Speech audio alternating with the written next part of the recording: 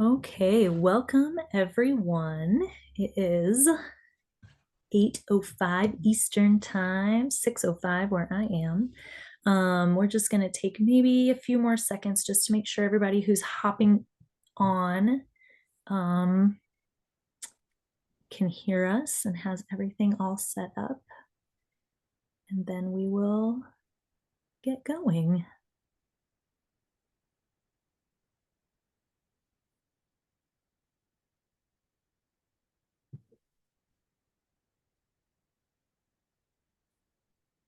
Got a few more people popping on.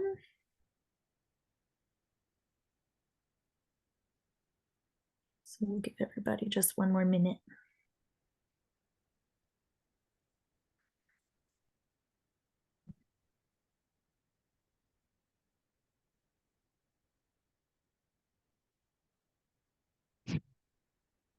Okay, well, welcome everybody. Thanks for joining us tonight. So my name is Kristen and I am the Northwest, regional representative for the Academy of Pelvic Floor Physical Therapy. All right, you guys, I have one comment that we're having a little trouble hearing. You let me know if this is better. I will scooch in. So thank you everybody for joining us. I am really excited to introduce our speaker for tonight, Dr. Tiffany. She is awesome and she also very humble. She's over there laughing. So Tiffany is originally from Ohio, but is currently serving the greater Fairfield, Connecticut area as a physical therapist, certified acupuncturist, researcher. She is one of 263 physical therapists to hold a certified functional manual therapy credential and to have completed a residency in manual therapy. So she specializes in men's and women's pelvic health, treatment of vision and vestibular disorders, also orthopedic and sports rehab and dance medicine and chronic pain. So it is really a pleasure to have her with us. So she's going to be sharing with us some information regarding lipedema, which is part of her dissertation. So she is currently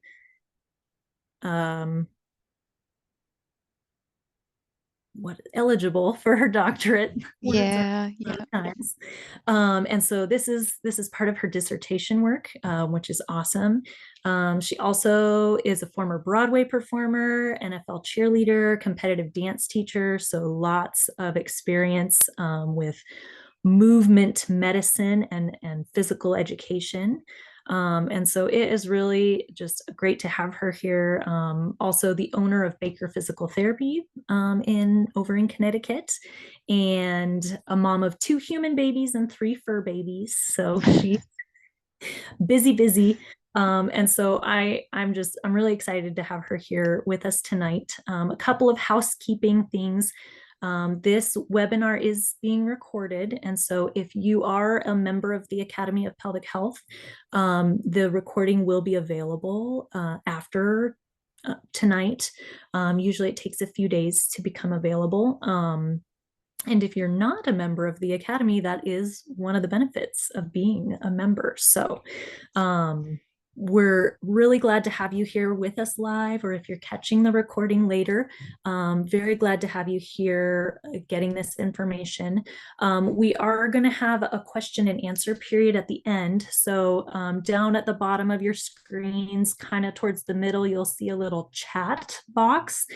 So if you have questions as we're going along, please put your questions in the chat box. I'll be keeping track of those questions and kind of organizing those for the question and answer at the end. And hopefully we'll get through as many of those questions as we can. So without further ado, it is my pleasure to introduce to you Dr. Tiffany Soudal Baker. And we'll get right to it. Thanks for being here with us, Tiffany. Thank you. Thank you so much to Kristen and Ika for organizing the webinar today. I'd like to thank the American Physical Therapy Association for this wonderful opportunity. And I'd also like to extend a special thanks to the Lipedema Foundation. They were so gracious to supply the photos that you're going to see in this presentation. And I want to make it clear that these were used with the express permission of the Lipedema Foundation. And again, thank you to my family, and again to the Lipedema Foundation, to all of you for all of your support. And thank you for joining me and taking time out of your busy schedules this evening. I sincerely appreciate it. And I'm really excited to talk about lipedema, a topic and a disease process that I think is really underserved in medicine. So the title of my presentation is Understanding the Whole Picture. And please understand that, I'm going to talk about lipedema, and I'm going to base everything that I'm saying really on research and where the research is.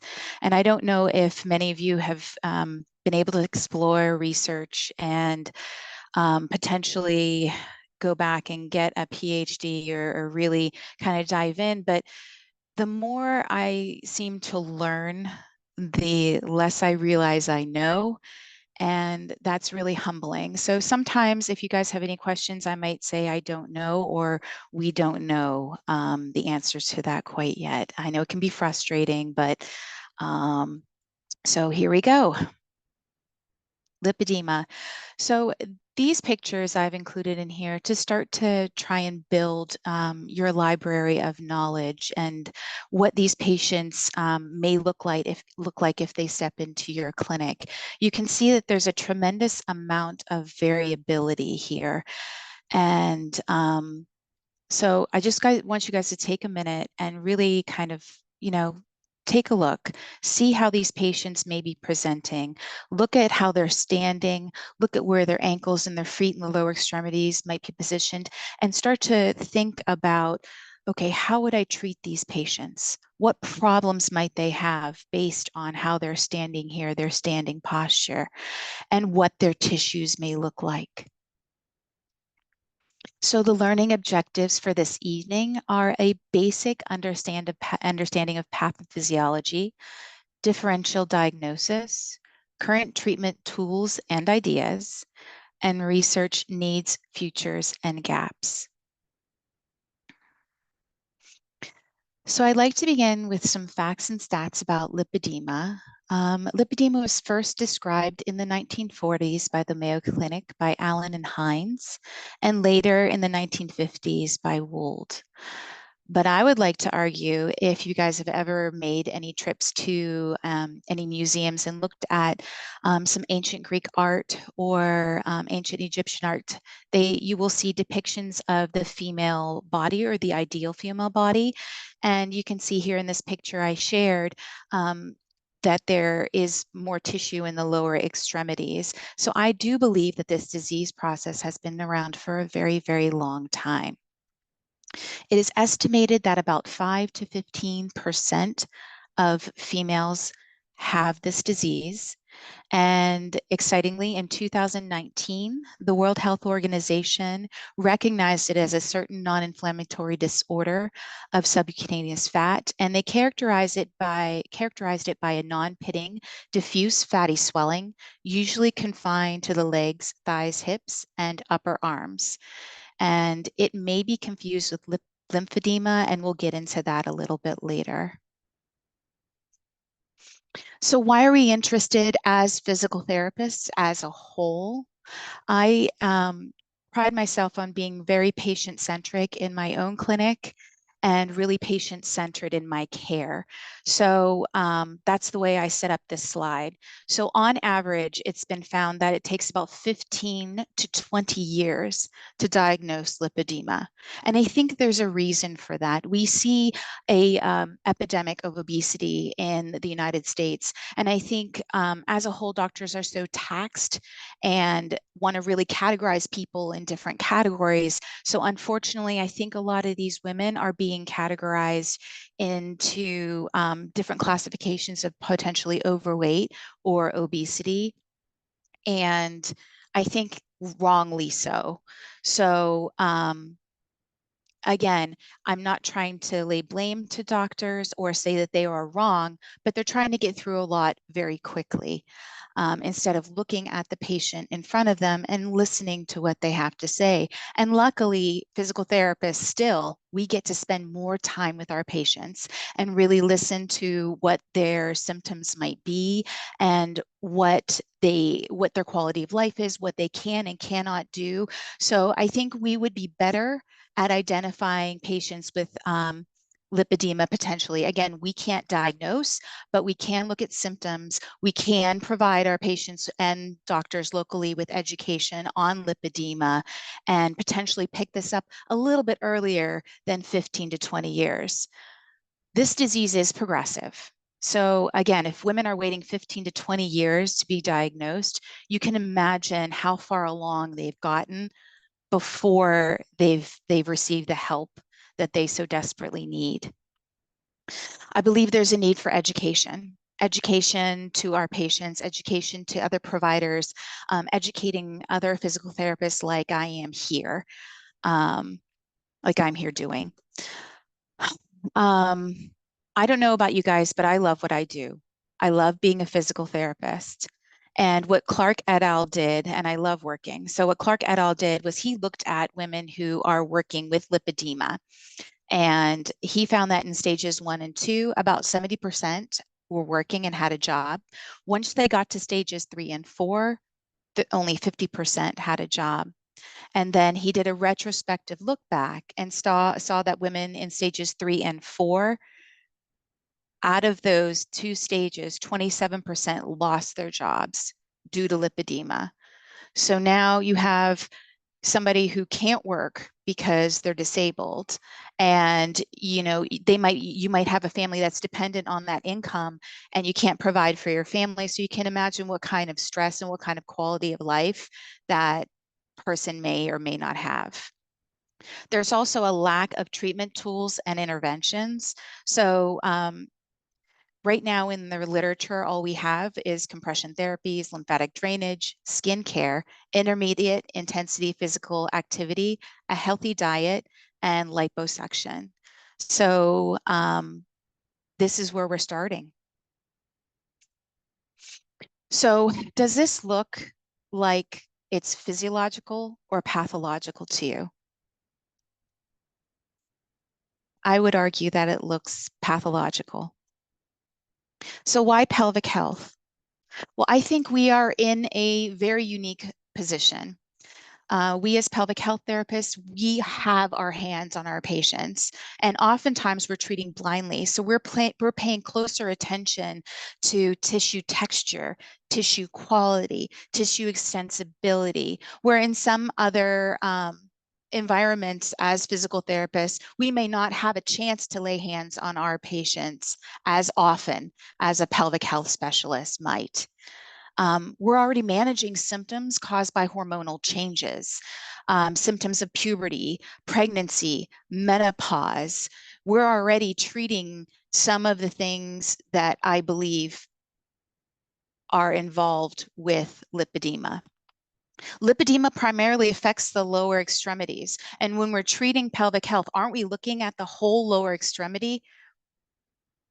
We're looking at the feet, we're looking at the hips, we're looking at the knees. We're trying to set our patients up for success, treating from the bottom up or the top down. So in essence, we are the lower extremity experts to set up the pelvic floor to be efficient. And I know I've already said this, but we're already treating these patients. We might not realize it though. So before I move forward into the pathophysiology or possible etiology of lipedema, I want to go back and review physiology of fat cells. So one of my sayings that I have for my students when I do get to teach is, if you understand anatomy and physiology, you can really treat anything. And I would argue it's important to understand the pathophysiology of a disease process. So understanding fat cells. I don't know about you guys, but back in the day when I was a PT youngin, all I knew about was white cells and brown cells. Babies had brown cells, adults had white cells. Don't have belly fat because that'll cause heart disease. The end. Well, I think one good thing that the epidemic brought to the forefront was the importance of studying fat cells as a whole. And Kupta did a lot of really great research. And what he found was that fat cells behave differently than every other cell. They don't replicate and multiply the same way. What they do is they come from precursor cells. And what he saw was depending on where those fat cells were in the body, they behaved differently. They had different types of innervation. They had different receptors. They even had different types of blood supply. So he argues that we should treat them almost like different organs depending on where they're located. So now he also found, and I know it's out there, but that adults have brown, beige, and white cells.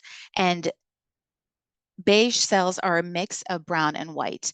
Brown cells and beige cells are called such because they have a lot of mitochondria. And if we remember from way back when we were in PT school, mitochondria, they are energy producers. So they are responsible for giving us our energy. And the fat cell is kind of the fuel to that energy. And again, one of my big sayings when I teach is the brain is really smart and the body is dumb. So what I mean by that is if you require a lot of energy in your daily life, you will turn some of those white cells into beige cells. And if you go through a period where you're sedentary, some of those beige cells might turn white. So the beige cells really toggle between brown and white, brown and white, brown and white. And then another important thing and why fat isn't all bad is that it's the perfect vehicle in our body to store energy.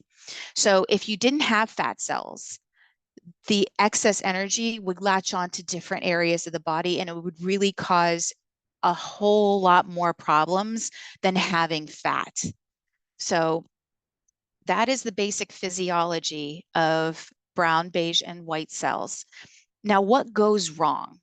What goes wrong when you have a lot of fat cells is they get bigger and bigger and bigger. So fat cells are unique in that they get bigger and they get smaller. You also have proliferation at different times of your life where we're laying down more and more and more cells. But what happens when you ask too much of a fat cell is it releases cytokines. And I understand this is really basic, okay? So I'm not really getting into it, but it releases cytokines, and those cytokines trigger your immune system, which in this particular presentation, I'm going to talk about macrophages as part of that immune process. And they start to break down that cell, and those macrophages release inflammation into the tissues. So that's really what happens when there's too much demand on fat. Now, we already know as physical therapists that you can have musculoskeletal problems. You can have problems with the nervous system. Well, I would argue, and this would be part of how I would support my patients with providers, is if we can have problems go wrong with all these other tissues, why can't we have it go wrong with fat tissues? And I will go on to have more proof where you can kind of bring this into doctors and really champion on behalf of your patients an understanding or a better understanding of this disease process. So again, fat isn't all bad. It has immune cells, it has fibroblasts, it has stem cells, neurons, endothelium. It also has parasympathetic and sympathetic influence. And remember what I said, depending on where that fat is located, this can look very different. So sympathetic stimulates lipolysis with cold fasting and leptin administration, and parasympathetic stimulates lipid accumulation. Again, this right here is physiology. It's not pathophysiology. So this is all supposed to happen. So fat cell proliferation and what we know about women and men, but this disease process is primarily found in women. So forgive me, but I'm going to speak mostly about women on this slide. But females are more typical to lay down fat cells around the thighs and buttocks. For male, it's around the midsection. They even found in infants that fat cells would be more present around the legs and the pelvis than in male infants.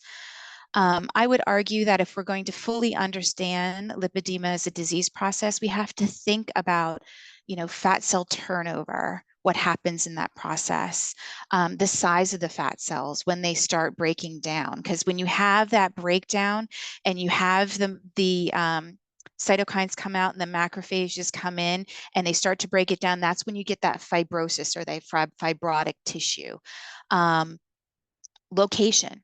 Where is this primarily happening? Well, we know where it's primarily happening. And how do those fat cells behave in that area? Well, we don't quite know the whole picture yet.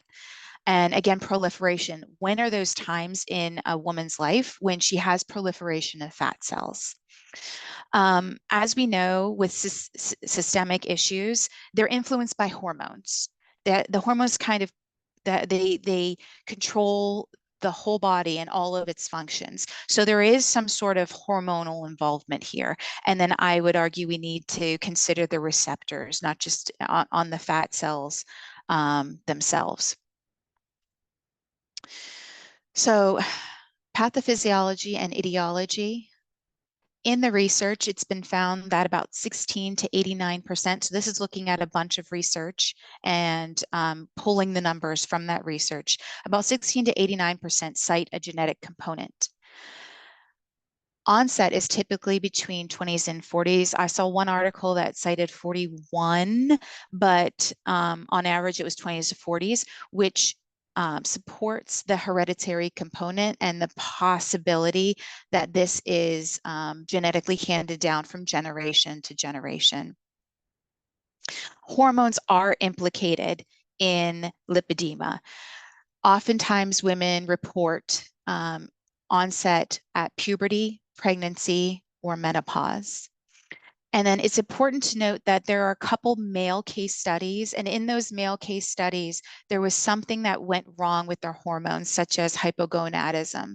So again, we're trying to think about, where did this come from? What is causing this? And we don't know the whole picture, but to me, it's really pointing towards there's something that's going wrong with the hormones. Potentially, there's a genetic component. And when you have this flare up and all these hormones flying around during puberty or pregnancy or menopause, they could be genetically stirring up this disease process and really starting the process of it brewing and progressing. So what's found in the fat? I'm specifically talking about lipedema. So you heard me talk about macrophage polarization. Well, when they looked histologically at some subcutaneous fat tissue in lipedema, they found that M2 macrophages, and again, I'm telling you part of the truth, there's lots of M2 macrophages. There's A, B, C, and there's probably more that I am not even talking about right now. But in obesity, what they found about polarization was that it was primarily M1 macrophages that were polarized, where in lipedema, they found primarily that it was M2 macrophages. And depending on all the chemicals and what's involved, M2s are mostly anti-inflammatory in nature, where M1s are pro-inflammatory. They also found CD163 positive gene expression that was elevated.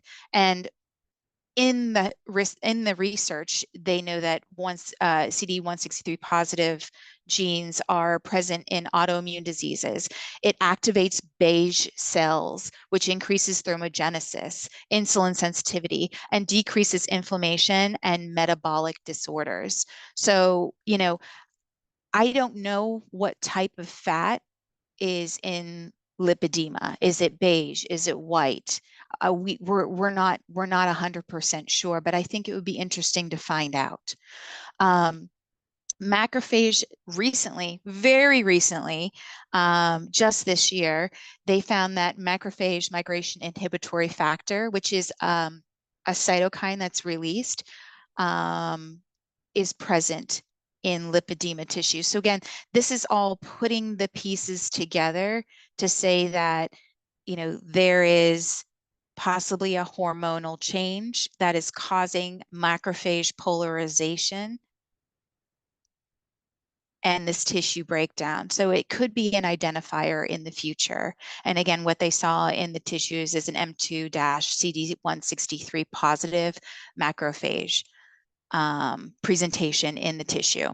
So what do we know about the etiology and the progress that happens, well, the influence that occurs in the lymphatics and the vasculature because of these macrophages and because the cells have been overloaded? Well, macrophages and hormones alike influence permeability of vasculature and lymphatics. So it mediates the immune response, inflammation, it causes angiogenesis, and there's some infection prevention. And it indicates the presence of disease. So one thing that I also wanted to mention about Vasila's research was that they found that there was VEGF also in the tissues. So if we go, I don't know if you can see my cursor. I don't know if you can see my cursor here, but if you come back to here where there's these macrophage inhibitory factor, MIF1, which is pro-inflammatory, and MIF2. What they also found here was that there was presence of VEFG. And again, the reason why I'm mentioning all of this is because I believe that hormones have a influence on lipedema and positive, possibly a positive correlation between that and the progression of lipedema. So when we're thinking about all these, we also are thinking as therapists, okay, how do we treat these, or what are we already doing in pelvic health to help our patients who are presenting with possible hormone-driven symptoms? We'll get into that later. So the hormones, what do we know about these hormones?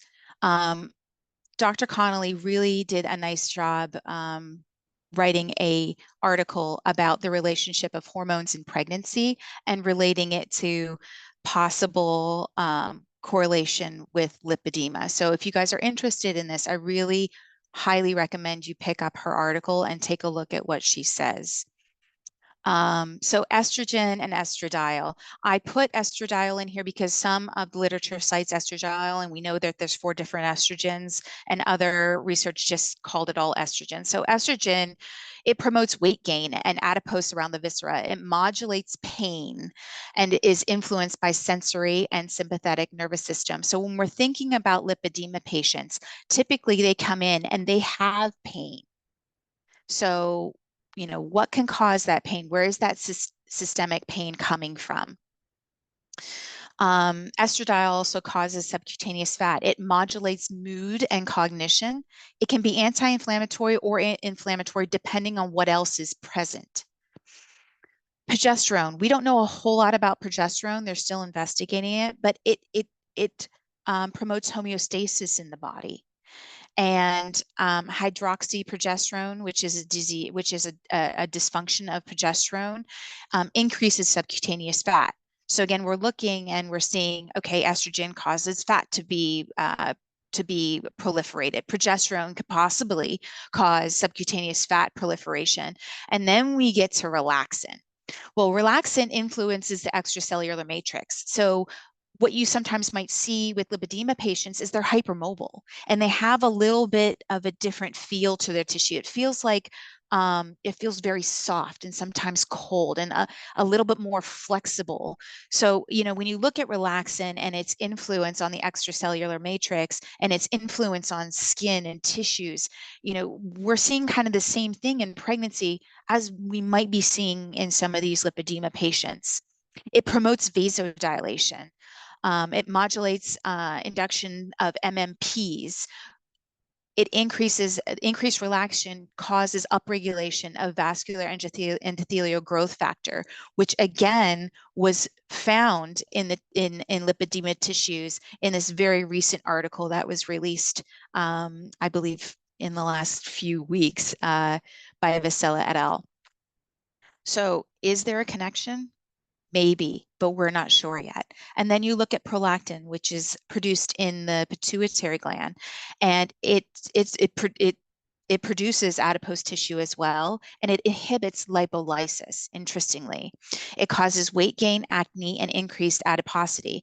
And interestingly, in the population, about 10% of the population has been found to have hyperprolactinemia.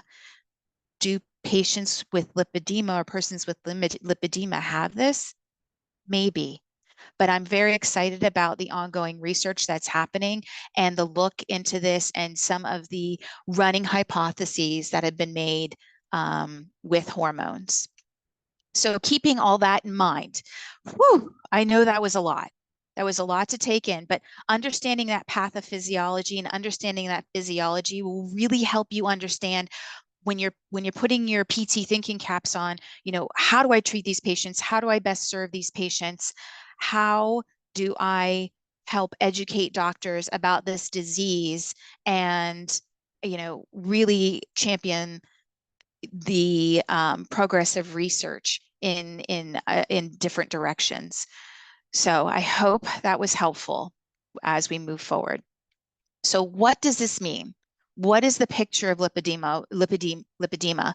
What are we actually looking at when a patient walks in? So you're looking at a systemic disease. So you're getting a symmetrical change. So symmetrical fat deposits in the legs, hips, and arms. So this won't happen unilaterally. It's going to be bilateral in nature. The hands and feet are spared. So I picked this picture here because you can see the traditional cuffing, and this is an extreme example, but you can see that there's not really any swelling down and through here. So this would have a negative stemmer sign if I pinch the tissue right above the second toe. So the hands and feet are spared. Again, we were talking about the tissue and that it has a soft texture. It could be cold to the touch. And then you have this granular or nodular texture. And the way I like to describe that is if you ever had one of those old cotton pillows and they get really old and they get all these lumps inside and you kind of run your hand along that and you could feel those lumps. Well, that's kind of what the tissue feels like, or an Airex pad if you step on it a lot and then you run your hand over that pad. That's what that tissue feels like under your hands or under your fingers. So there can be upper arm involvement. The fat pads around the knees are involved. Like I said, there's a negative stemmer sign. These patients are more likely to bruise. So if you are working manually on these patients, if you're working in the pelvic floor, if you're working outside the pelvic floor, maybe on some of these tissues, what you'll note is that there's some easy bruising. There can be, I'm not saying there isn't, but there can be swelling or edema in these patients. When they grabbed all the research, it was noted in about 15 to 79%, 79% of the participants in research. Interestingly, lymphedema was only found in about 13 to 26%. So that might be an idea shift in lipedema. Hypermobility is present in some of these patients. Again, that fibrosis that I was talking about, almost that scarring of that fat tissue, is going to be present. You might see some pes planus with or without knee valgus. So again, we're thinking about how are we going to set these patients up for success if I'm treating the pelvic floor, if I'm treating incontinence, if I'm treating pelvic pain. Sometimes you have to get those ground reaction forces to come up the body efficiently, and I might suggest an orthotic, or we're thinking of dorsiflexion, plantar flexion with therabands, eversion, inversion, and strength programs for the lower extremities. You're going to see some altered gait mechanics and posture because of the distribution of fat. So I wanted to include the obesity based on BMI and what we found in the literature. And if you look here on the BMI, on this BMI chart, and what the articles are saying, a lot of these women aren't obese. Some of them are. You'll see the 76% in class 1. But overweight, you're seeing 11 to 42%. You're seeing 23% who are normal.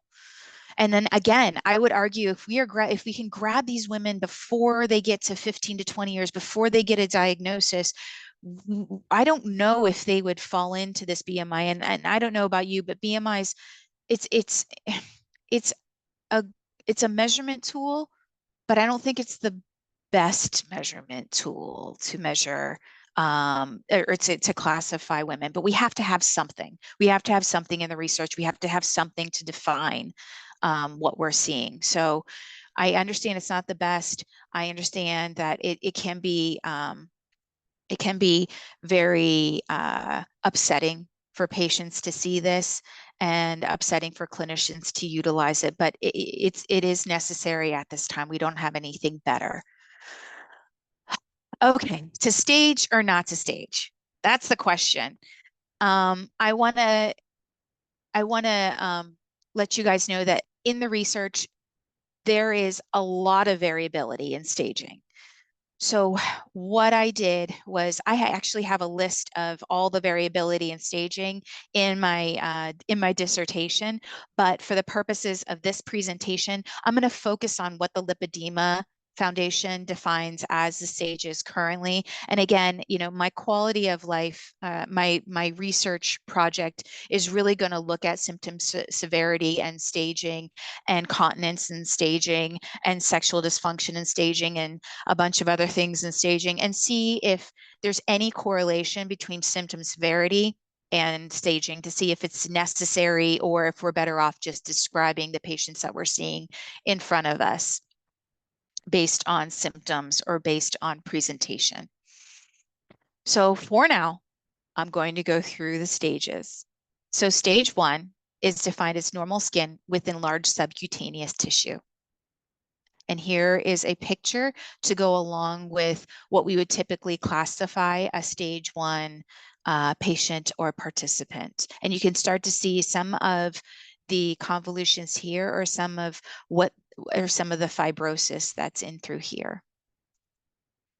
So stage 2 is described as uneven skin with indentations in the fat.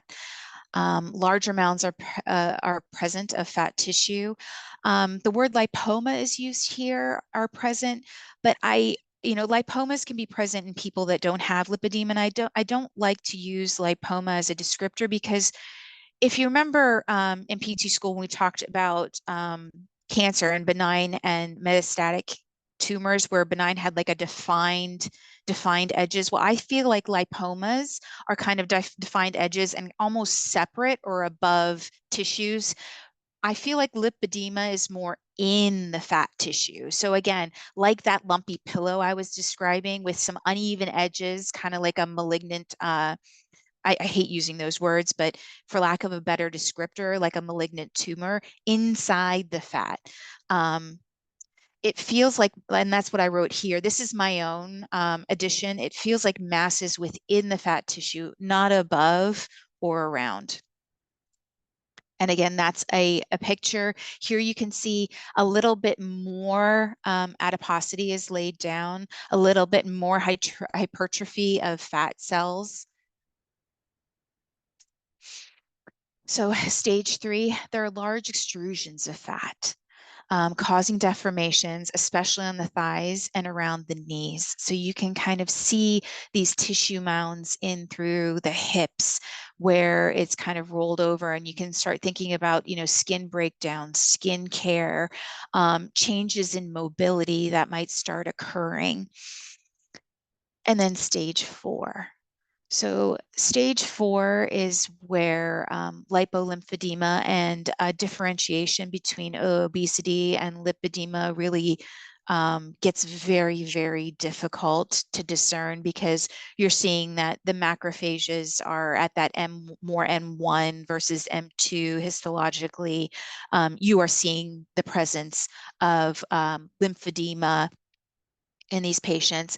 And I don't know about you, but for me, I never want to see my patients get to this stage 4.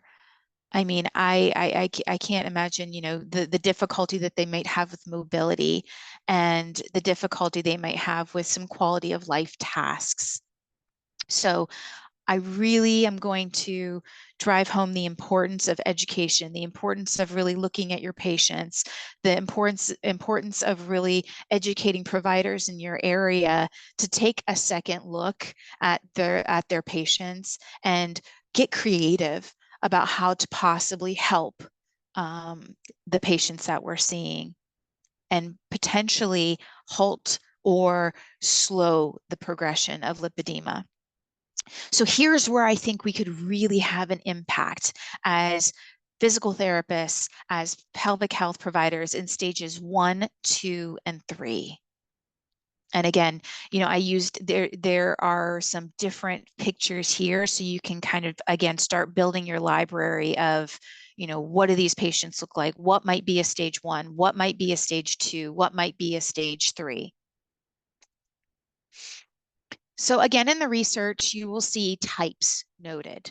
I'm including this again because if you're reading a research article and you're like, she didn't talk about a type, she only talked about stages. So I don't know if we'll continue to call lipedema by types, but I wanted to include it. Type 1 is in the pelvis, buttocks, and hips. And here I did include the chart that I'm going to be publishing with my dissertation and some of the other resources that might list it differently. Again, there's nothing wrong with this. It's just I would like us I'd like us to all get on board with the same types, same staging if we are going to use it. But I just want you to understand, if you're reading an article from a different country or done by a specific person, really look at how they define their types. Type 2 is buttocks to knees with formations of folds of fat around the inner side of the knee. Type 3 is buttocks to ankles. Type 4 is the upper extremities. And type 5 is knees to ankles. So the nitty gritty. So where can we help? What are some of the common symptoms of lipedema? So I took a look at a bunch of research, and here were the top, and I'm not saying these are the only, but these were the top symptoms found in lipedema: pain. Angst did a nice study and took a look at the largest differential between lymphedema and lipedema and found that it was pain. Pain is present. Depression. Depression is present in these patients. And we talked about in the beginning of this talk, these patients are working, they're going along their life, they're doing the best they can, and the disease progresses and they have to leave the work environment, which it would be depressing for me to be forced to leave something I love to do, to not be able to support my family. So depression. So when you're thinking about, putting together the treatment team or making sure your patients are supported, you want to make sure that they have resources. Eating disorders. So lipedema doesn't change when you lose weight. It's important to know that, because these women, they think, oh, maybe it's my diet. So they stop eating or they don't eat. And what we noticed is that the fat doesn't change, that the fat doesn't change, or the scarring doesn't change. It stays or remains the same. There's a loss of mobility. There can be fatigue. Well, if you have these hormone changes that are happening and you have all this cell breakdown, you have potentially a proliferation of beige cells, which has a lot of mitochondria and requires a lot of energy. These patients are going to be tired. I'd be tired. That sounds like a lot for my body to be doing. So fatigue is a symptom. Clinically, what we've seen and what Molly Slade did had a nice talk about was sexual disorders. Now, there isn't any research on the last two, and my study that I'm hoping to be presenting in the next few months is going to look at sexual disorders and lipedema and pelvic congestion, pain, prolapse, and incontinence. Again, these have been seen clinically. I know Dr. Karen Herbst and Molly Slay have both cited these clinically, and I've seen these things clinically well. So again, why pelvic health? Well, I'm a pelvic health provider, but this is really where we can help make a huge difference. So differential diagnosis. Lipedema is bilateral. Lymphedema and obesity. Obesity is bilateral, but lymphedema is unilateral, lateral or bilateral, and it's a little uneven when it's bilateral. So lipedema starts at the thighs, whereas lymphedema begins in the lower leg. There's that traditional cuffing in lipedema, where in lymphedema, the feet are involved. So then you have that negative stemmer sign in lipedema, but you have the positive stemmer sign in lymphedema. Weight fluctuations don't affect the size of the lower extremity in lipedema, but in obesity, when you lose weight, you lose the fat.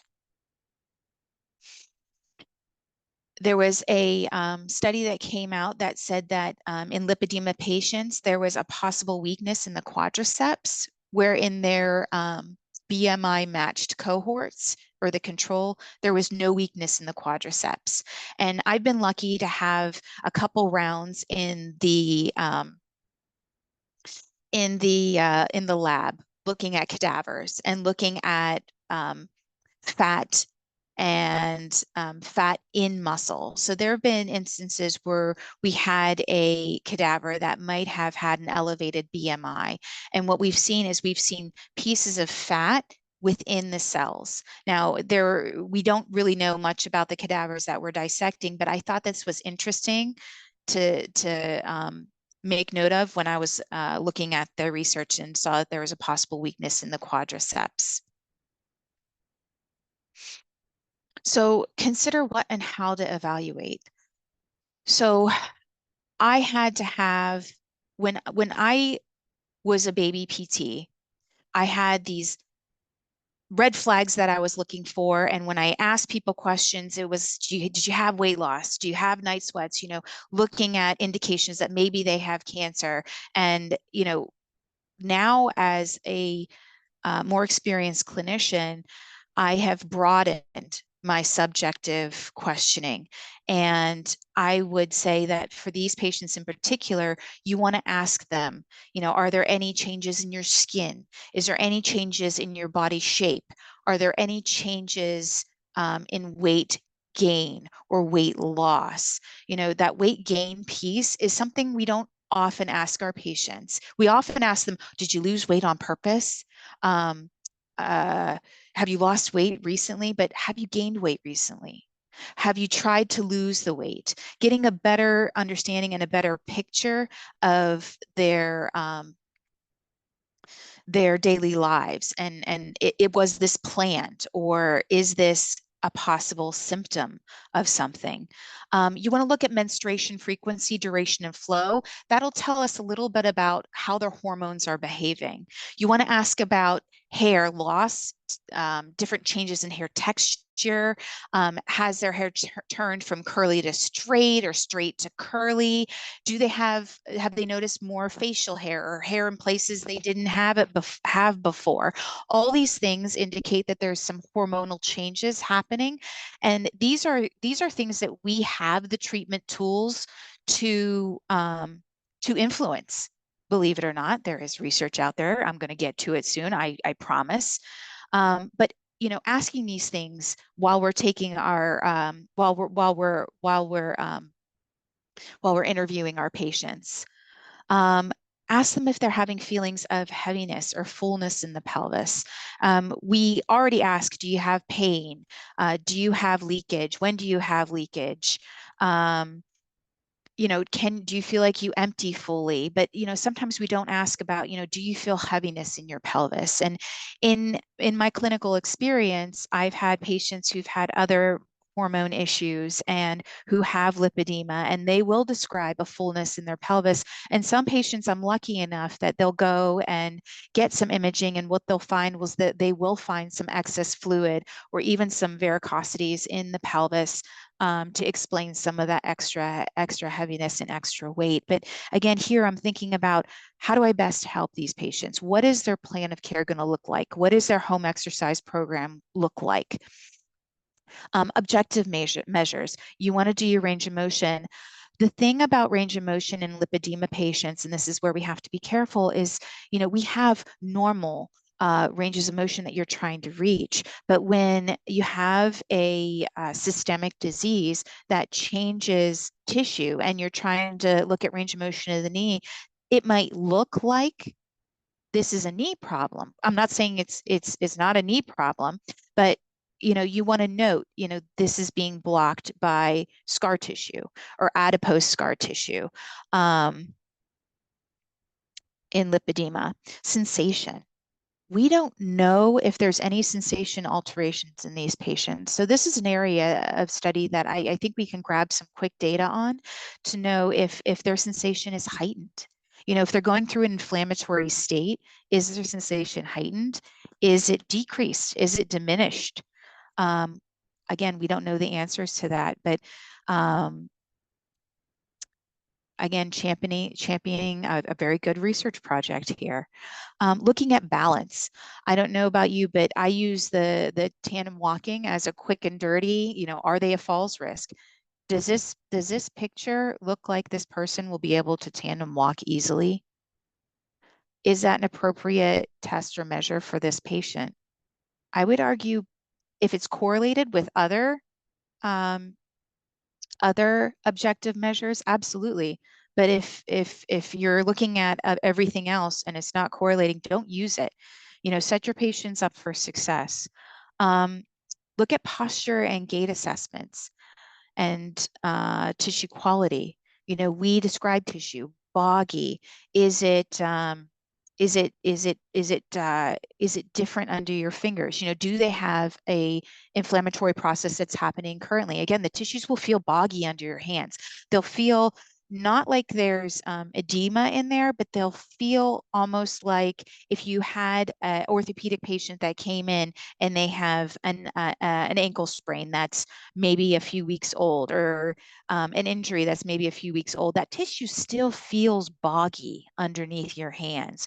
Or perhaps they fell and there's you'll see some bruising, and then you'll feel the tissues around, and there's like a bogginess to that tissue. Well, in some cases, some of my lipedema patients have presented with that boggy tissue feel. And even in the pelvis, when I am doing some internal work, I'll feel bogginess in the tissue. I don't continue treating that bogginess when I feel it, but I will give them a plan of care that's appropriate to address some of that tissue bogginess.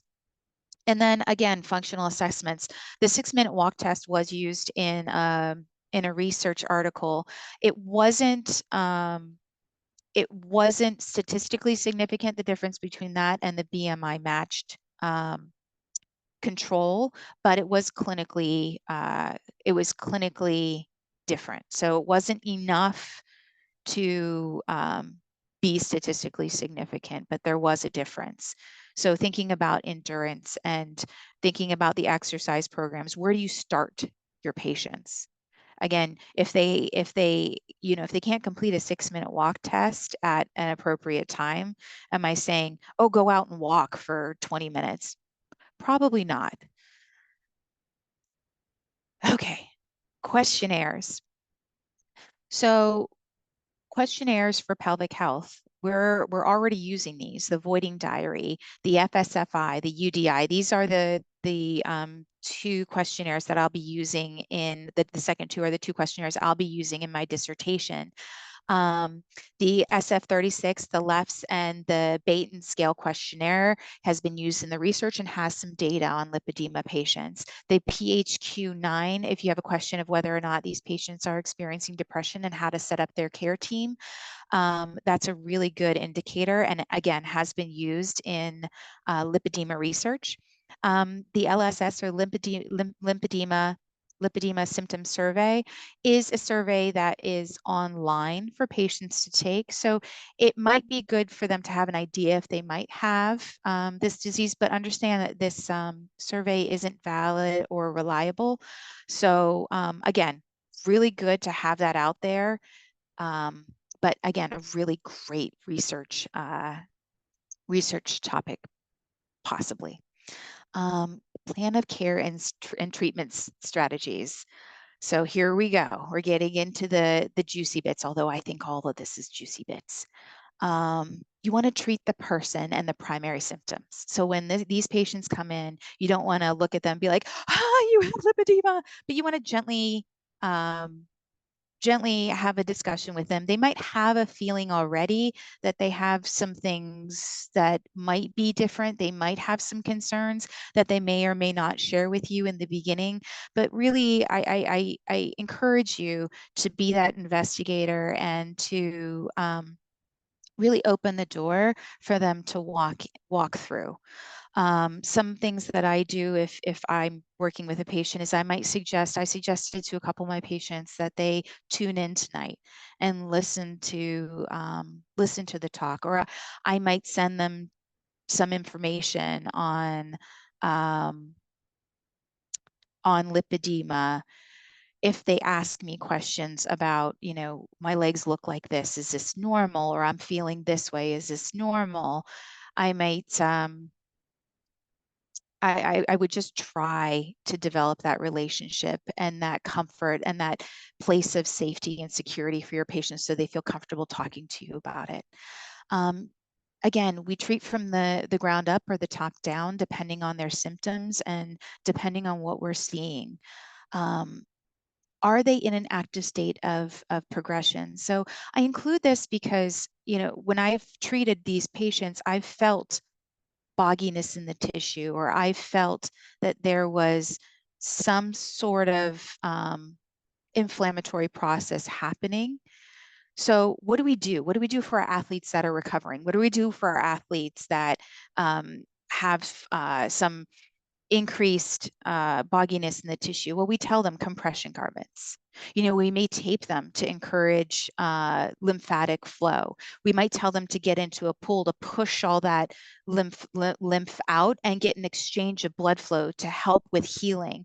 We might tell them to put ice on it or go into, I know there's cold treatment centers here where you can just stick your whole body in, I think it's like a freezer or something, and stop that progression or slow that progression.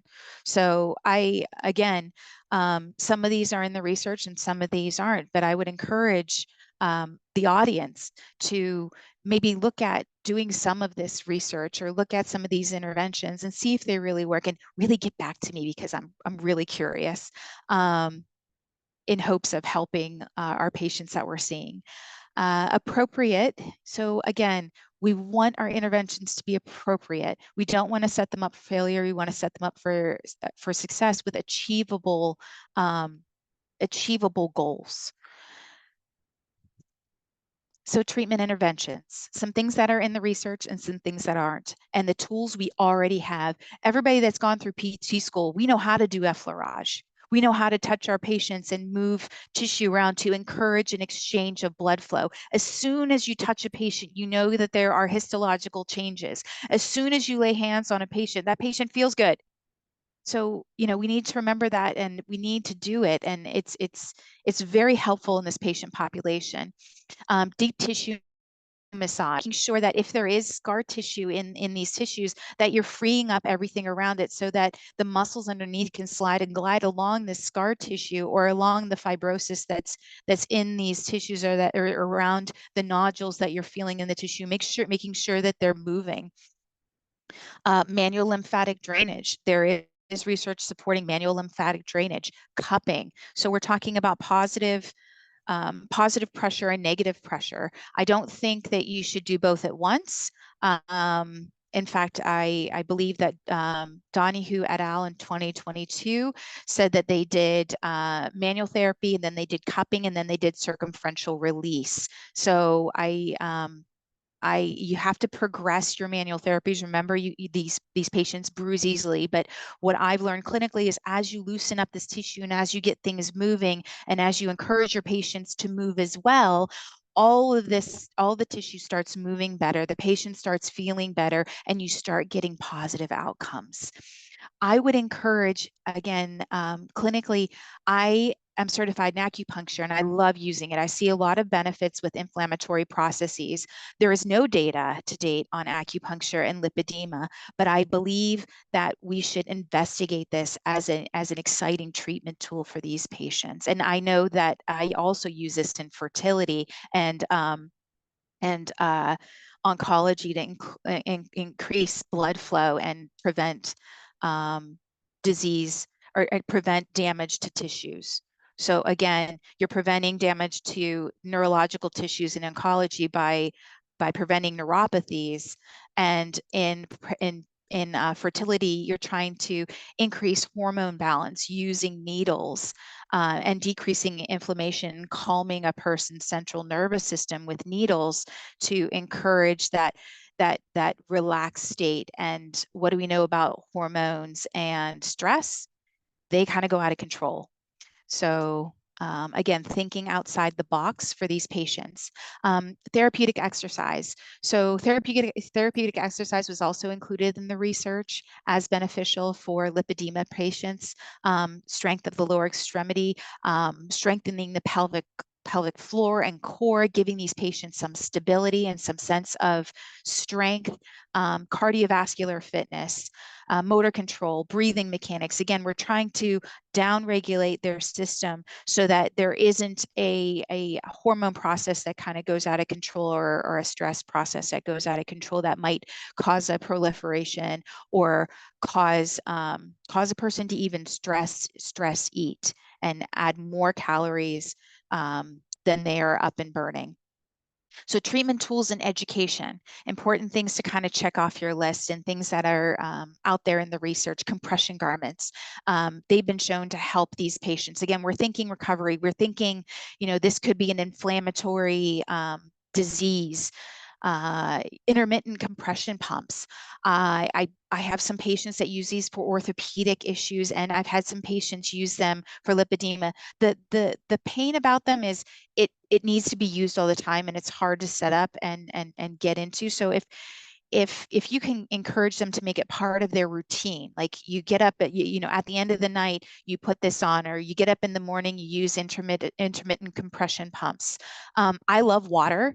If they have access to a pool, just walking in water to push some of the fluid out, and even just get, again, an exchange of blood flow in the lower extremities. Low level laser has been shown to help. Cold and heat. What do we know about cold and heat?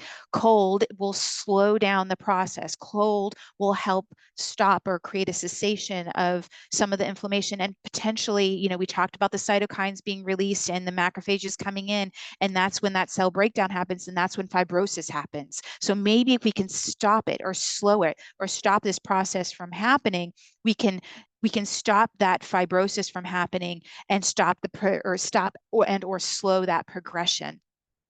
Orthotics are important in this patient population.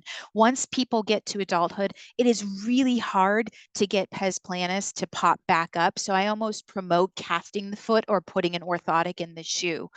Again, you're going to get better ground reaction forces into that pelvic floor. And if they have congestion or they have fluid buildup, you're going to get better feedback up into the whole pelvic floor and that anterior and posterior triangle. You're going to get a little bit better movement and potentially a little bit better posture and gravity, ground reaction forces coming through the whole body. And that I call the pelvic girdle the superhighway, where everything kind of gets translated down and through a little more efficiently and a little better.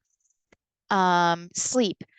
Make sure your patients are sleeping. There's a tremendous amount of research out there. I'm not going to get into it, but sleep does affect the immune system. It does affect your hormones. It affects your stress levels. It affects everything. So make sure your patients are sleeping.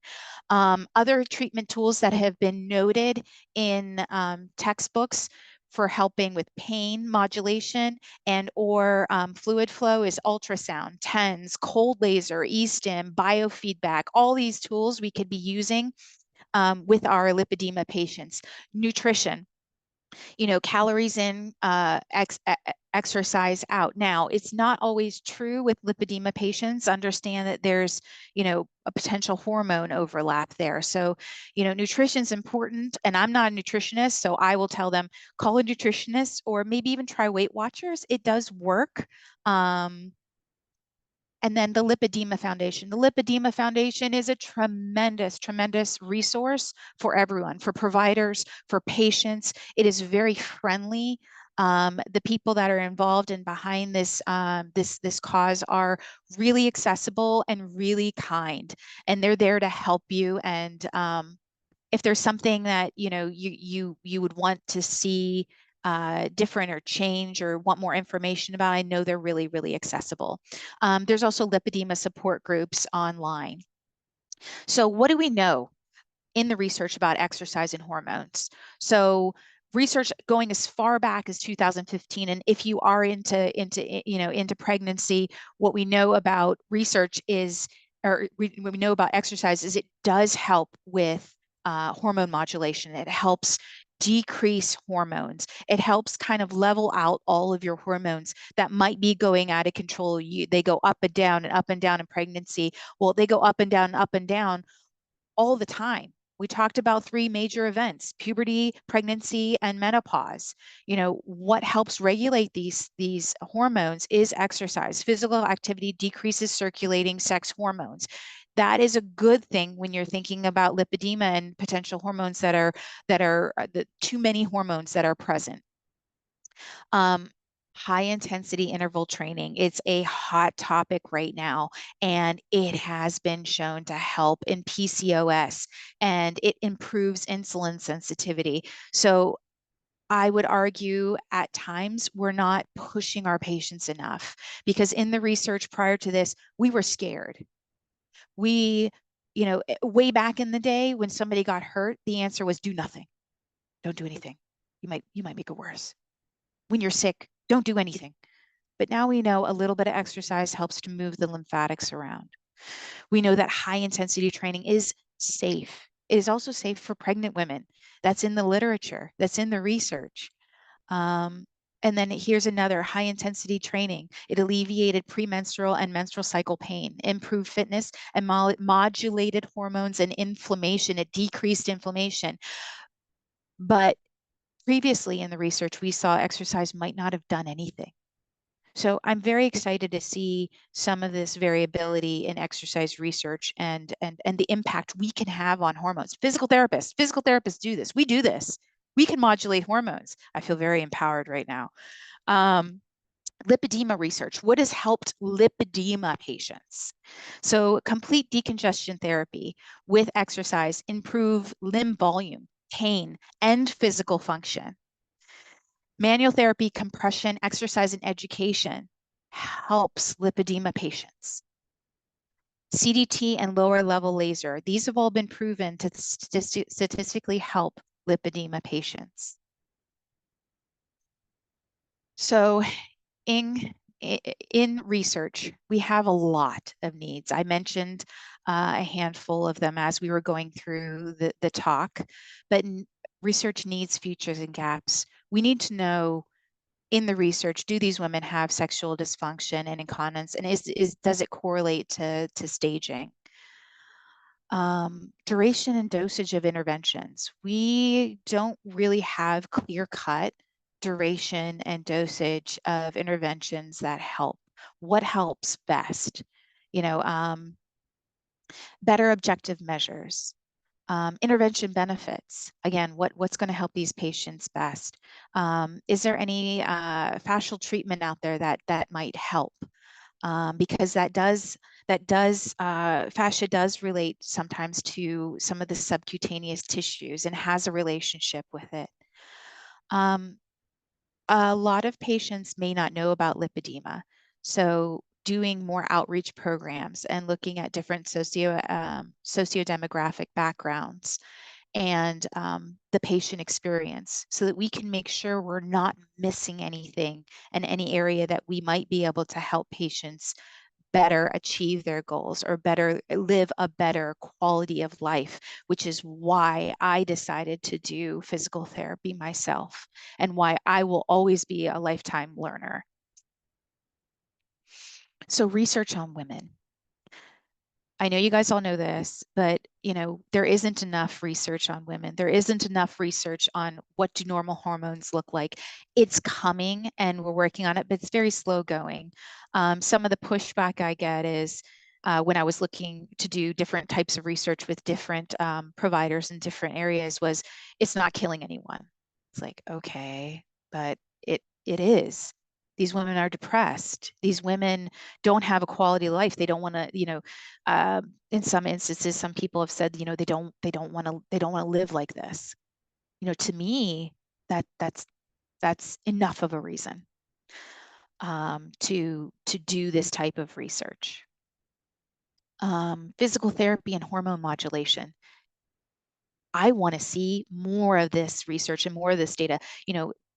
They seen that strength training helps with hormone modulation. Well, let's get specific. Let's make sure that we define. I know we don't like to have patterns and we don't like to say, do this and this and this and this because it doesn't work for every patient. Every patient needs to be treated individually, but it's nice to have an outline that you can pull from. You could say, okay, I have this protocol and I know this protocol works, and then you can add your own personalization to it. But if you're in a clinic where you're seeing 4 patients at once, that program written down, already done, is helpful. I think that there is an underutilization of physical therapists as a whole. I think we need to educate providers on everything that we can do for patients and try to pick up some of the slack of things that they think they have to manage. Say, hey, you know what? I can take this off your plate. Let me handle this patient. You don't have to handle all this stuff for this patient. Physical therapists can modulate hormones. We can help patients who have lipedema. We can again, I really, not to jump on the pregnancy bandwagon, but why aren't scripts handed out? Why aren't physical therapists used for annual checkups? We need to have annual checkups with our patients and say, maybe we could have caught this when the child went through puberty. Oh, I would like to make sure that you're doing your exercise. I would like to make sure you have good nutrition. And, potentially we could catch things sooner. And I would argue save insurance companies a lot of money. I know for me, what I do and how I do it isn't financially driven, but unfortunately, healthcare as a whole sometimes is. So one of my favorite sayings is there are no problems in life, just creative solutions. And I encourage all of you to be life learners, to get creative and to look for those solutions for our patients and to be excited every day by what you do and try something new every day. Thank you so much. I've included here I've included my contact information. So if you guys have any questions or something comes to mind, or you do some of these interventions and you're like, oh, I found that this works with 10 patients, please let me know. I would love to hear about some of your successes in the clinic. And if any of this talk was helpful, or if you'd like to know more about anything that I spoke about, or if there's something you felt like I didn't speak about and you're curious about, we can ask questions now, or if you don't want to ask questions in front of other people, because I know sometimes I'm shy, believe it or not, and you can send me an email and I will get to you. I will get back to you, I promise. So thank you so much for your time. Thank you, Tiffany. Um, so we've had some really good questions in the chat box as we've been going on.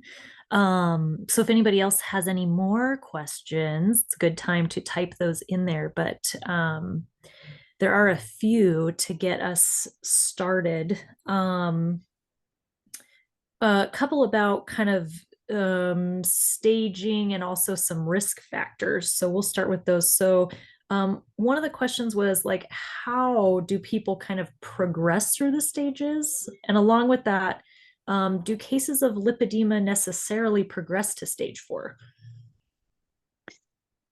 So that is a great question. And do patients progress? So yes, so not always.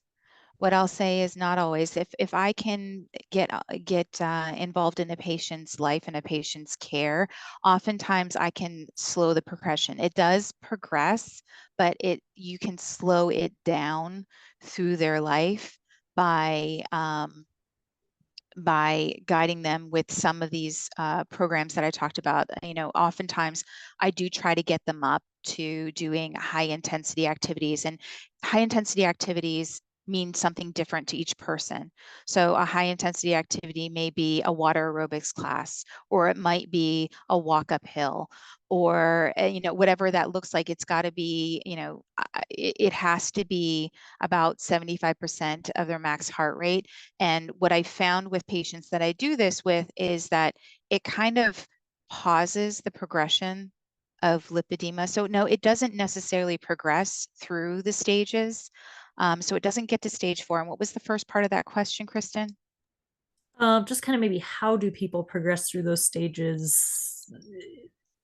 Or is it's probably maybe a little bit independent, like there's not really a good time frame or things like that. There isn't. Yeah, there isn't a set time frame. I've not seen any of that in the literature. I haven't seen that with my patients. Sometimes there's a very fast proliferation of cells, especially through turbulent times like menopause or like pregnancy, where they start to lose the pregnancy weight, but some of the weight around their legs and thighs doesn't change. And then they get pregnant again and they add more cells and more change on top of that. And then when we get back down to post-pregnancy care, I'm seeing a progression, but that was because of that turbulent time. Oftentimes when I see women that come in with this and they're in advanced stages, I haven't seen them leading up to that. They're coming into the clinic for the first time. So there isn't anything in the literature that I've seen about timeline for progression or significance of progression. So I think again that would be a really interesting. I'm just gonna make note of the different questions. That'd be a very interesting look into lipedema. And again, we're thinking about getting rid of the stages because they can be confusing. There isn't a timeline. There isn't a set progression. So that might be a reason to get rid of the staging. But again, unfortunately, as you guys know, healthcare and doctors, they become very quick about, we need to put this person in this box. And if I'm looking at the note real quick, I see, okay, they're a stage 3 and they're type this. Okay, now I know what I'm going to do and here's how I'm going to address it. And here's my game plan. So great question. I hope that is adequate answer. Yeah, well, and I think it's encouraging from your experience and the research that there's things we can do to slow it down. Um, I think that's awesome. So, along with that, do you see any link like with obesity turning into lipedema, or they're kind of always separate? So to be clear, histologically, there is a difference between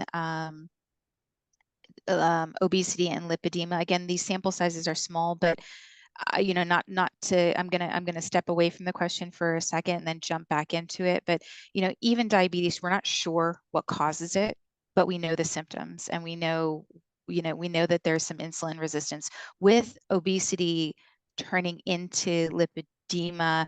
I think there has to be a hormone component, and there has to be a specific cascade of events for H2 polarization to occur and for that those fibrotic changes to happen. Now, that's not to say that somebody who is obese loses weight and they go through a hormone change or a hormone modification or modulation and they start to progress into lipedema. It is quite possible. So, and kind of an interesting question along those lines too is so does the presence of cellulite, especially in multiple family members, indicate an increased likelihood of lipedema? Okay, so very, very good question. Um, I looked at cellulite and the pathophysiology and treatment of cellulite, and what I found was that there isn't a really good differentiation between cellulite and lipedema. In fact, I think, dare I say, that cellulite is a type of lipedema or is like a lipedema stage one. Mhm. Um, and if you have a lot of family members that have that, it is a pretty good indication that this is now, just like different diagnoses change.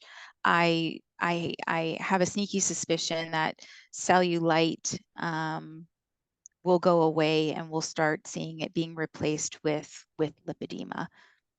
So the fact that multiple family members have it, the fact that cellulite is present. And by the way, cellulite is very common, but they do think it is they do think that that it is a disease process and that it is hormone modulated. So I think all things kind of point to a change in thinking in medicine, and I'm excited to be on the forefront of it. Yeah, and then other than you had kind of mentioned females being more prone to lipedema than males. But then is there any research out there, like as far as race or ethnicity? Um, So no, I'm going to try to make a grab for some of that data with my dissertation. There is a little bit of demographic information in some of the quality of life, but what I've noticed is that there is there is a gap, and it might just be because, as you know, research is biased. So we are able to grab people that are online or in Facebook groups, or who might have an idea that they have it. So we're missing a whole sociodemographic group of people who may not have access to computers or may not have access or time, because you have to have a little bit of extra time. We always talk about disposable income, but disposable time. So if you have a mom who's working two jobs and working from paycheck to paycheck, they don't always have time to join. So Facebook support groups are always aware. So I'm going to try to reach that demographic with some of my research, but we don't have a terrific breakdown of sociodemographics or even a diverse uh, pool of participants enough to kind of look at some of the predictors that you might be thinking of that we might have in pelvic health and in pregnancy. mhm, definitely. Um, so a few questions about the connection with hypermobility. Um, the first one was pretty good. So would we maybe be seeing more of the hypermobility like in the first stages, which would maybe progress to hypomobility in the later stages, maybe just because of tissue enlargement, or is there a little bit more of a nuance there? So hypermobility you're seeing right from the beginning, and the tissue isn't it doesn't it doesn't take up space and stop mobility. If you put the two tissues together, yes, you have a decreased mobility, but they still have hyperextension of their knees. They still have hyperextension of their fingers. So when you're thinking about defining hypermobility, all these things are still present. As far as hypomobility that you might be thinking of in joints, you can't push past the tissue. So that hypo present is more present in stage 4. Stage 3s, you can see the stage 3 will have some hypomobility, potentially into knee flexion. hip flexion and extension. And as you know, if you treat a lot of Ehlers-Danlos, or I've worked with a lot of dancers, you'll have hypermobile points, but then you'll have hypomobile. And as women progress um, through life, they become less mobile. So even the Ehlers-Danlos Society, when you're looking at the Beighton scale, it will lessen as far as the number of here we go. Let's go this way. Sorry, the number of points because of aging and because of arthritic changes in those joints. So it's not so much the progression of lipedema, because again, remember these women are 20s and 40s, and then it just progresses as they get older, but it's also age factor. But lipedema itself doesn't decrease joint mobility, aside from the tissue scarring and the tissue around the joints. Does that help? Yeah, I think that that does. And then are you seeing maybe more like a direct link with like Ehlers-Danlos, like the tissue dysfunction with that, or kind of just general joint hypermobility is something you tend to notice with these patients? So I can't as a physical therapist differentiate between Ehlers-Danlos and lipedema patients. And I would argue, being that I have treated a lot of Ehlers-Danlos, and I know that even some of my patients have tested negative on the genetic testing. Um, the doctors still deem them hypermobile and potential Ehlers-Danlos. It was just not the right.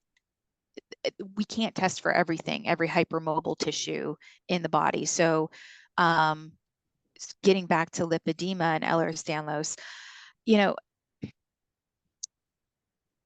the joint type will set your patients up to have more difficulty with exercise. They have a lot of joint slides that might have some irritation along the cartilage. So they're already starting out where movement is painful. And, we're talking about calories in, calories out.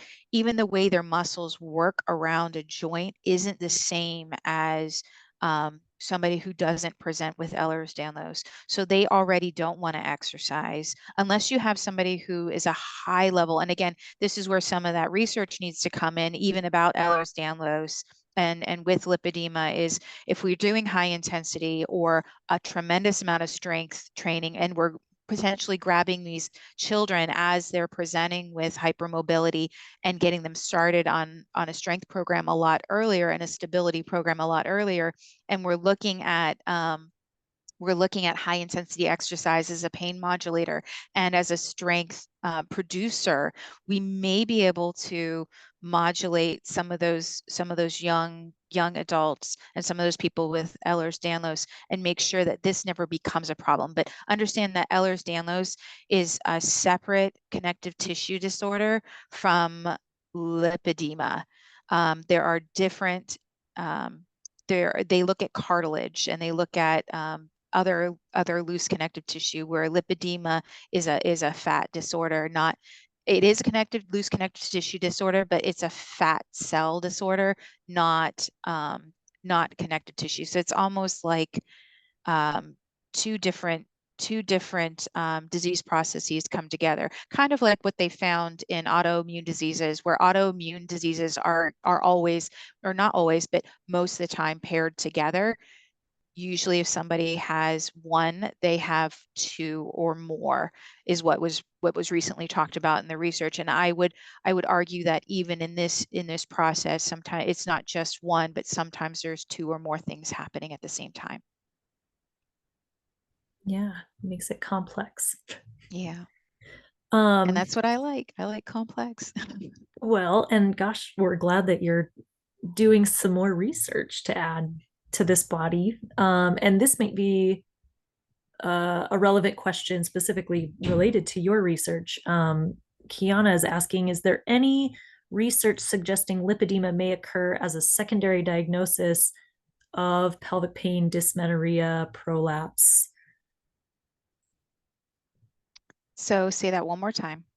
So, any research suggesting lipedema may be sort of a secondary diagnosis of someone with pelvic pain, dysmenorrhea, prolapse? It sounds like that's a lot of what you're looking at with your dissertation. Yes. Yeah, that's exactly what I'm looking at, and I do believe, I've done a lot of work and a lot of research into pregnancy and um, into the source of some of these pelvic pain, pelvic prolapse, continence issues, and I do believe there's probably a link in there. And again, I'm going to try to see if there is a correlation in my research. And I'm really really excited about the snapshot that I'm going to have with lipedema patients. So I would say, potentially, and that's another thing I don't think I mentioned was continence sometimes, especially in pregnancy, is influenced by hormones. So, we're asking these continence questions. We're looking at lipedema as potentially a hormone-driven disorder. And, could incontinence be one of the first symptoms, or, or not? We don't know quite yet, but I'm excited to dive into it. Thank you. Yeah, not so much a question, but more of a comment. But maybe you can speak to this. Let's see. Oh, now where did it go? But somebody made a comment that it's a little scary to me that most mature females that I know over a specific weight look a lot like stage 1 and 2. Yeah, so it is scary. I mean, I was born and I talked about being born and raised in Ohio. Well, it's and now I live on the East Coast, and I love both places. But when I look around, when I go home, it is quite scary. And again, I really really think in the future we're going to see obesity being categorized as a different type of metabolic disease. We're going to see lipedema, and I think we might see a handful of other fat disorders coming to the surface, including things I don't know if you guys have heard of Dyrkums, but I have a handful of patients who have Dyrkums. I think we're going to see from the research and from this epidemic and from the direction that a lot of knowledge is going around fat cells, different different disease processes coming up. But yeah, it is I think it's more prominent than we think. I think that we have treatment tools to make these women's lives um, much, much better and improve their overall quality of life. And they might not even know, they might think, oh, these aches and pains are normal aging. These aches and pains, my fatigue is normal because I'm old. Um, I'm old, so I should have pain, or, pain makes me feel alive, or, um, they think this is normal, and it's not. So, I'm excited. I'm excited about the direction everything is going. So thank you for your comment. Yeah, that was also there's a couple really good comments in the little chat box if everyone wants to take a peek. A little bit about research into brown cells and the sympathetic nervous system, which I do think I saw that article posted. So I won't read that whole one. Also some experience with as far as Shirley says she has experience being a CLT and seeing a lot of clients with lipedema, and they do tend to be a little hypersensitive. So, kind of light touch, light compression has been really effective for her. And then, I guess, one last kind of more specific question. You did mention using cold, but we did have a question specifically about ice massage and if there'd be any research to support use of ice massage. So there is nothing in the research to support it as of yet. And, again, I think that CLT that mentioned hypersensitivity, you just want to make sure that it's appropriate for your patients and that they can tolerate it. So if they can't tolerate a nice massage, maybe thinking about maybe a broad-based cold pack, or they do have cryotherapy here, maybe encouraging them to try cryotherapy. But I haven't seen any research on that, but I do think that that would be an interesting research topic.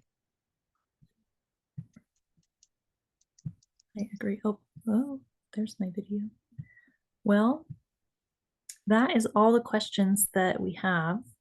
So I don't know if you have anything else that you want to leave us with, Tiffany. Thank you, everyone who's stuck with us. If anybody did have to leave early or needs to scoot out, there will be a recording of this posted for those who are members of the Academy. I just want to thank everyone for taking the time to be with us tonight. And thank you, Tiffany, for sharing your time and your expertise. This was really informative. I really appreciated all the information that you had to share with us.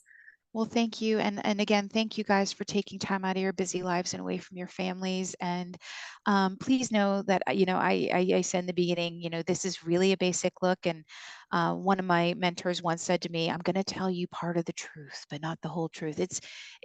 I just don't have the time to really dive into all the different nuances of a lot of the research, but there's a lot of great information out there. And again, I'm very open, I'm very accessible. So if you ever want to ask any questions or have any suggestions, I'm here. I'm going to be defending my dissertation, and I'm hopefully going to be doing more talks and more education on lipedema in the future. So again, I thank you so much and have a wonderful, wonderful evening. Yes, thank you.